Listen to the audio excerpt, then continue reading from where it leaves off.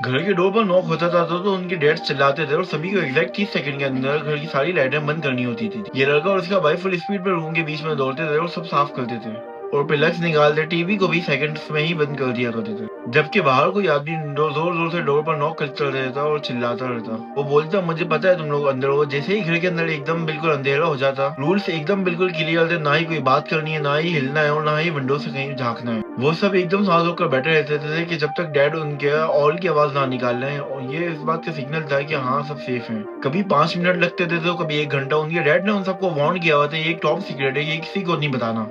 बचपन में उस लड़के को लगता था वो सब किसी डेंजरस आदमी से बच रहे हैं, बट जैसे ही वक्त गुजरता रहा और लड़का बड़ा होता रहा, चीजें अजीब सी लगने लगी उसको। एक दिन उस लड़के ने चुपके से विंडो से झांका और देखा कि वो आदमी बिल्कुल नॉर्मल लग रहा था, कोई क्रिमिनल जैसा नहीं लग रहा था। फिर भी डैड हमेशा पैनिक करते रहते थे। फाइनली जब वो आदमी 17 साल का हुआ और घर पे बिल्कुल अकेला था, तो डोर पर नॉक हुआ। 12 साल हो गए थे इस सिलसिले को, मगर इस बार इसने हिम्मत करके डोर को ओपन कर दिया। बाहर एक सिंपल सा मिडिल एज आदमी खड़ा हुआ था, जिसके हाथ में एक पुराना पेपर था। वो बोलता है, मैं तुम्हारे डैड का रूममेट हूं। उन्होंने मुझसे 200 रुपए की बैट हारी थी इस बात पे कि माइकल जॉर्डन अपनी 6th रिंग नहीं जीतेगा। ये बात 1998 की है, मैं जब से पैसे लेने आ रहा हूँ। वो अंदर आया, उसने उस पेपर को टेबल पे रखा। जब उसकी माँ ने उस पेपर को देखा तो वो बहुत हंसती है। जब डैड ने पेपर को देखा तो वो थोड़ा सा ऑकवर्ड हो जाते हैं। बस इतना ही कहते हैं कि अब उसे पता चल गया कि घर पर कोई रहता है, और फिर वो सीधा लाइट बंद करके टेबल के नीचे छुप जाते हैं। तब उसे समझ में आया वो कभी डेंजर्स में थे ही नहीं। उसके डैड एक छोटी सी बैट हार गए थे, जिसकी वजह से वो पूरी लाइफ बस छुपते रहे।